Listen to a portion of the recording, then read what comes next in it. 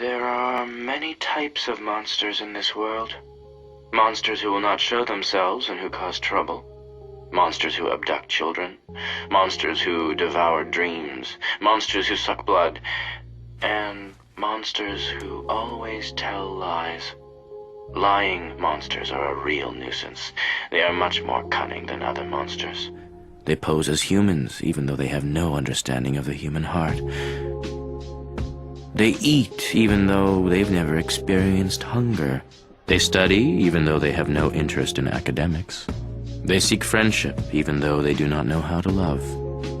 If I were to encounter such a monster, I would likely be eaten by it. Because in truth, I am that monster. It's safe to say that the first film or series you see in a certain genre or medium is likely to have an impact on your overall opinion on that particular genre, especially when you're at a younger age. While that's not the case for everyone, I'm glad to say that for myself, almost every first film or series for me definitely left a positive impact on me. My first ever superhero film was either X-Men or Spider-Man, my first cartoon was classic SpongeBob, my first childhood anime was Pokemon, and my first true anime was Death Note. And I can say without a doubt in my mind that my experience with this series changed me as a person, and if I had never watched it, my life right now would be very different. This is how Death Note literally changed the course of my life.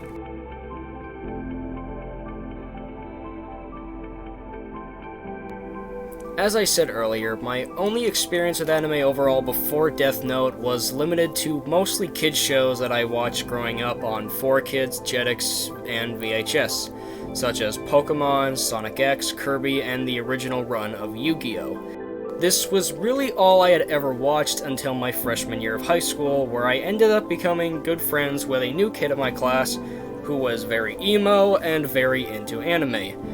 I am not joking when I say this kid literally had a body pillow. Him and I were friends for the 2 years that he went to my school, but we all but lost contact after he left. Though while we were friends my freshman year, he eventually learned that I didn't actually have a Netflix account, and he insisted that I use the account that him and his mom shared that he himself paid for. He gave me his account information and immediately insisted on several anime series I watch, as well as Stranger Things, which had just come out at the time. The first show that he recommended to me was Sword Art Online, and while I eventually did watch it, it was not the first anime I binged on there, thank the stars. At the time, the entire internet was buzzing about a little film that had just been picked up by Netflix, though there wasn't yet a trailer. I asked my friend what the plot of Death Note was, and he gave me a brief synopsis of the plot, and I was immediately hooked on the premise alone. So I went home that day, and when I had finished all my homework and had nothing better to do, I decided to watch the anime, thinking I could at least start and get a few episodes in before switching over to Stranger Things or SAO. It's safe to say that I definitely underestimated the grip this show would immediately grab me with. For those that are watching this without any prior knowledge to the show, thank you for watching something that you're probably not interested in. I'm flattered.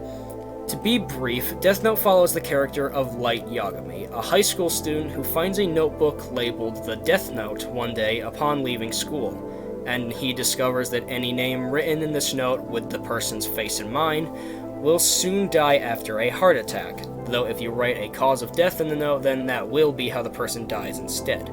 Realizing the potential good Light can do with this note, he decides to write the names of notorious criminals and common thugs alike in the note, attempting to cleanse the earth of all evil and eventually rule over it as a god among men. Yeah, the note kind of screws with your head the more you use it, due to the fact that it actually belongs to a god of death. Eventually, the world, of course, realizes that actual hundreds of people are dying over the course of a few weeks. So the detective known as L is brought onto the case and quickly deduces Light, or as the world calls him, Kira, is operating out of Japan and the series then focuses on the game of cat and mouse these two are playing while Light continues to push towards his goal of ruling over the world. Despite how out there and unique the plot is, this premise of a killer notebook alone was enough to grip me from episode 1. With a story like this, the characters leading the story along have to be interesting and believable enough to keep the viewer engaged. So it's certainly a good thing that Elle and Light are both some of the most engaging protagonists in all of anime. Light's slow downfall from a high school scholar to a psychotic mastermind is nothing short of heart-wrenching. And watching Elle take a whole leap closer to cracking the case only to take a few steps back every couple times he manages to get close due to Light changing something as minor as who he kills and when is enough to keep you at the edge of your seat throughout every episode. To ignore the side characters, of course, would also be blasphemous, and the characters of specifically Ryuk and Misa are some of the most important characters in the entire series, as they literally set two separate plot points into motion, with Ryuk's being the event that literally starts the entire conflict of the series by dropping the note down to Earth in the first place. And I'm aware that this video is slowly turning into just a Death Note deep dive, so I'll switch gears as to how this series actually affected me personally, without diving into spoilers of a almost 15-year-old series.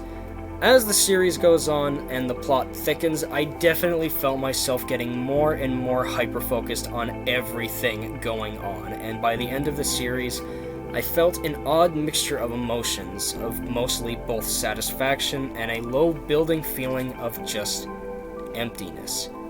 I watched the entire series in about 4 days, and I needed to let my emotions out in some way, and I didn't know what to do about it aside from just talk to other people who had watched the show. I soon learned, however, that I was the only person who had watched it aside from my friend who had yet to actually finish the series. So instead, I tried to convince my younger brother to watch the series, and he kept putting it off for other shows, but eventually he watched the series after about a month of me telling him, and suddenly we both had a lot to talk about. The two of us ended up going on and watching several other shows together, and finally, I met people who I could talk to these shows about, as my friend was also hanging out with them a lot at the time.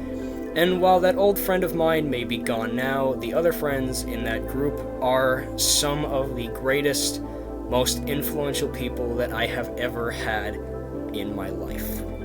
I know that you guys watch my channel, and there is nothing that I can say to express my gratitude towards you. So I will keep it short and simple, rather than making this video long and sappy. From the bottom of my heart, thank you guys so much. And while of course there are a dozen other factors at play here, my introduction to Death Note led me to become closer to the people who would go on to change my life. Those who helped me through the darkest times of my life, and those who have fundamentally made me a better person. And because of Death Note, bloomed my love and passion for the anime medium overall, and has led me to several other series that would go on to change and affect me in many different ways. Shows that I will probably go on to discuss on this channel as well. As for my opinions on the Netflix Death Note movie, yeah, no. You're not getting that rant from me, not now, or anytime in the near future.